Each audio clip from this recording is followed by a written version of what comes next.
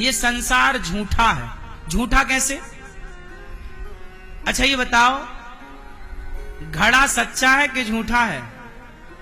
घड़ा सच्चा है कि झूठा है? बोलो। झूठा है। क्यों? क्योंकि लोग कहते हैं ये घड़ा है, ये रखा है घड़ा, लोग कहते हैं ये घड़ा है। ये बताओ कि ये घड़ा है कि माटी है? बताओ, घड़े में घड़ा होता है कि माटी होती है? उत्तर दो। घड़े में घड़ा है कि माटी है? जोर से। क्या घड़ा नाम का कुछ है उसके अंदर है? यदि माटी निकाल दी जाए तो घड़ा क्या अस्तित्व रहेगा? इसका मतलब क्या हुआ? ये है माटी, पर बनता क्या है? घड़ा। तो घड़ा झूठा है, माटी सच्ची है। घड़ा झूठा है और माटी सच्ची है। उसी प्रकार ईश्वर सच्चा है और ईश्वर का ये जो संसार बनाया गया है ये वैसा ही है जैसे घड़ा का अस्तित्व नहीं है, माटी का अस्तित्व है। उसी तरह ईश्वर का अस्तित्व है, हमारा और आपका अस्तित्व नहीं है। हम आज हैं, कल रहेंगे, इसकी तो गारंटी नहीं है। आप आज हैं, कल रहेंगे, इसकी गारंटी नहीं है। पर भगवान तब भी थे, आज भी हैं, सदा रहेंगे।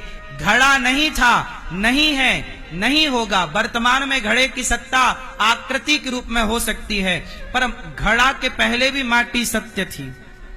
अच्छा, जब घड़ा नहीं था तब वो क्या थी? माटी। घड़े में क्या है? माटी। और घड़ा टूटेगा तो घड़ा टूटेगा, माटी नहीं टूटेगी।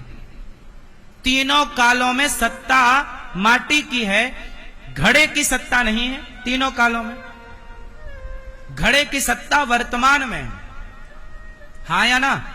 भाई वर्तमान में आप कह रहे हैं कि भैया कुम्हार भैया जरा एक घड़ा दे दो, तो वर्तमान में कहा जा सकता है व्यवहार में कि उसकी सत्ता है, पर ना भूत में थी ना भविष्य में होगी।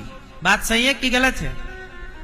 उसी तरह हमारी सत्ता ना पहले थी, ना भविष्य में होगी, ना वर्तमान में है। सत्ता ईश्वर की ही है। ईश्वर की सत्ता को ही अज्ञानवश लोग अपनी सत्ता मान लेते हैं। जैसे मिट्टी की सत्ता को घड़े ने अपनी सत्ता मान ली। बात सही है कि गलत है? अच्छा ये बताओ, आपकी आंखों से आप देख रहे हैं कि ईश्वर देख रहे हैं? सच बताओ। आपकी आंखों से आप देख रहे हैं कि कृष्ण देख रहे हैं? बोलो।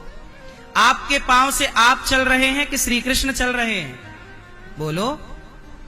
आपके हाथों से आप काम कर रहे हैं कि श्री कृष्ण काम कर रहे हैं? सच बताओ। गांडीव अर्जुन चला रहे थे कि कृष्ण चला रहे थे?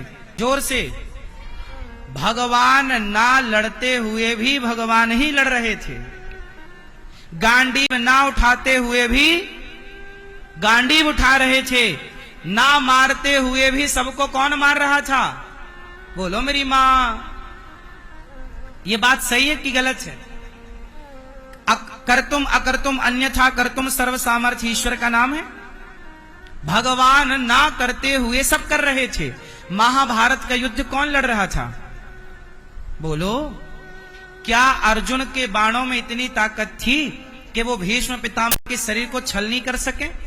क्या अर्जुन के बाणों में इतनी ताकत थी कि वो जयद्रथ का सिर काट के हजारों किलोमीटर दूर उसका बाप तपस्या कर रहा था जंगल में, तो कटा हुआ सर उसके बाप की गोद में गिराएं और दोनों बाप बेटे मर जाएं और अर्जुन बच जाएं? जयद्रथ को मारने की शर्त थी। जयद्रथ कौन है? दुर्योधन का जीजा। जयद्रथ को मारने की शर्त थी कि इसे जो मारेगा वो मर जाएगा, इसे जो मारेगा मर जाएगा। तो अर्जुन ने मारा तो अर्जुन को मर जाना चाहिए? नहीं, क्योंकि भगवान ने बताया कि यह एक ही शर्त में मर सकता है, जब इसका सिर काटकर इसके पिता की गोद में डाला जाए। यदि सिर जमीन पर गिरा तो मारने वाला भी मर जाएगा, सिर के 100 टुकड़े हो जाएंगे मारने वाले के। इसलिए इसका कटा हुआ सिर जाकर जब इसके पिता की गोद में गिरेगा तब ये दोनों बाप बेटे मरेंगे और मारने वाला बचेगा। ये कौन जानता था? ये अर्जुन जानते थे? कृष्ण जानते थे। चलो अर्जुन जान भी जाते तो क्या जयद्रथ का सिर काट कर उसके पिता की गोद तक पहुंचा सकते थे? उसका बाप तो ना जाने किस जंगल में तपस्या कर रहा था, और युद्ध तो कुरुक्षेत्र में हो रहा था, और उसका बेटा ना जाने, उसका बाप ना जाने कहां जंगल में तपस्या कर रहा था। कौन कर रहा था ये? किसने सिर काटा? किसने उसके पिता तक पहुंचाया? भगवान कुछ ना करते हुए भी सब करते हैं। इसका मतलब ये है कि कर्ता मैं नहीं हूं, आप नहीं हैं, सबके कर्ता भगवान हैं, ईश्वर ही सब कर रहे हैं, हम और आप केवल निमित्त हैं। सब ही नचावत राम गोसाई। अर्जुन कहने को अर्जुन लड़ रहे हैं, पर अर्जुन नहीं लड़ रहे हैं। क्यों जी, बात सही है?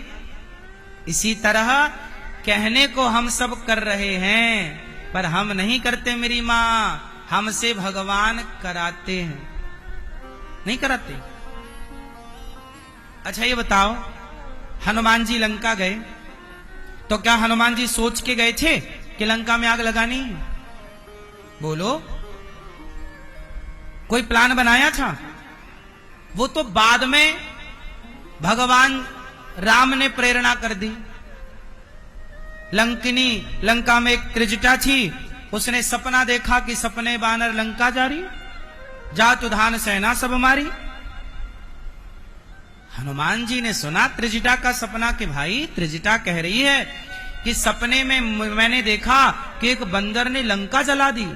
हनुमान जी बोले नहीं नहीं, लंका कैसे जलेगी, ना मेरे पास माचिस है, ना आग है, ना कोई साधन है। तब फिर क्या हुआ? हनुमान जी ने देखा कि सपना तो सपना, चलो छोड़ो, सपने का कौन ध्यान देता है, सपना तो झूठा ही हो जाता है। लेकिन हनुमान जी ने देखा कि रावण ने पकड़ा हनुमान जी को और क्या किया, पूंछ में कपड़ा बांधने लग गया। क्या बांधा पूंछ में? तेल बोरी पट बांध पुनी, पावक देहु लगाए। हनुमान जी ने कहा कि ये तो कपड़ा भी ले आए, तेल घी भी ले आए, रहा न नगर बसत घृत तेला, बाढ़ी पूंछ कीन कपि खेला। इतना तेल लगाया कि लंका में तेल नहीं बचा, सारा घी तेल खत्म कर दिया रावण ने। कुछ लोग होते ही हैं जो दूसरों की पूंछ में आग लगाने के लिए अपना ही सब बिगाड़ लेते हैं, अपना ही नुकसान कर लेते हैं, है ना।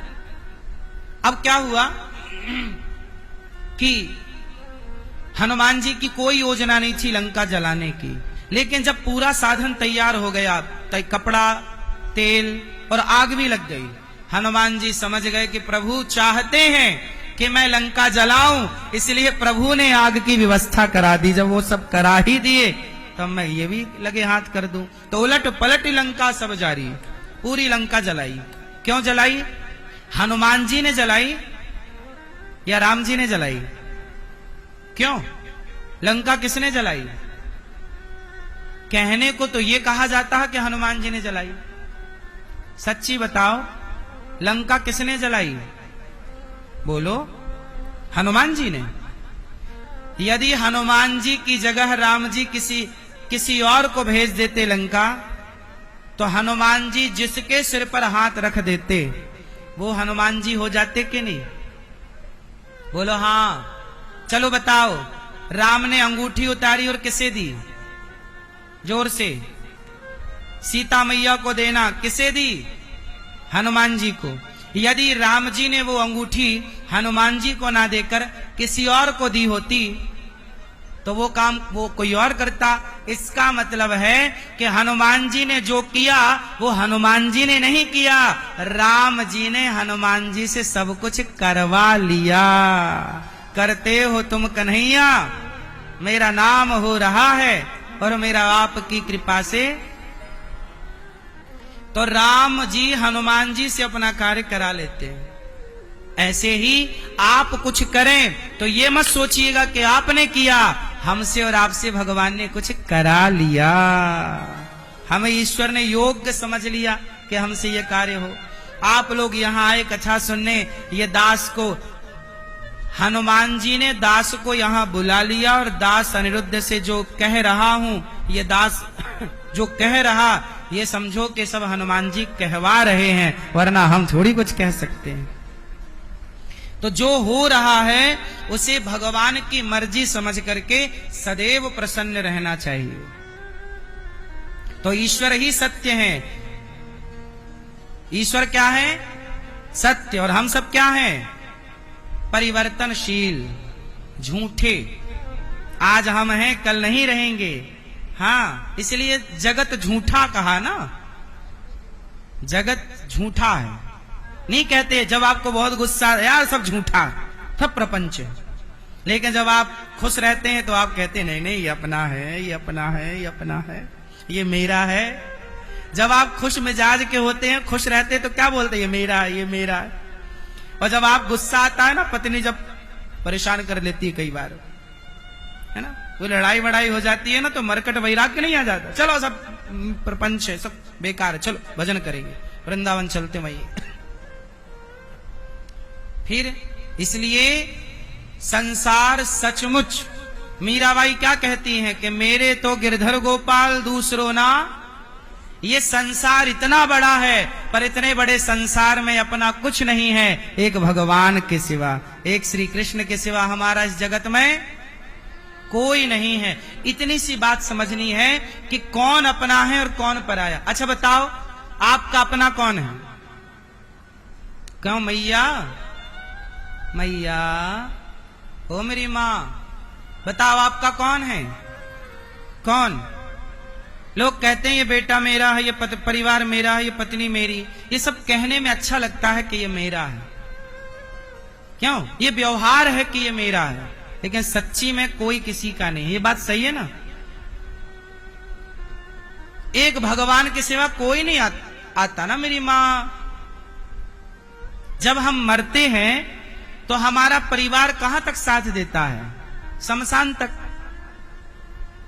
रिश्ते नाते कहां तक साथ देते हैं? ज्यादा से ज्यादा शमशान तक। शरीर कहां तक साथ देता है? चिता तक। आगे की यात्रा में ना बेटा संग होता है, ना बेटी, ना परिवार, ना समाज, ना रिश्तेदार। कौन साथ देता है? धर्मानुगो गच्छति जीव, ये कहा। जो हम धर्म करते हैं, जो भजन करते हैं, जो पुण्य करते हैं, जो पाप करते हैं, पाप और पुण्य की गठरी हमारे संग चलती है। इसलिए कहता हूं कि पाप कम करो, कम क्या जीरो करो, और पुण्य का कार्यकलाप बढ़ाओ। इसी से सबका भला है। वरना जो हम कमा रहे हैं वो वही जाएगा।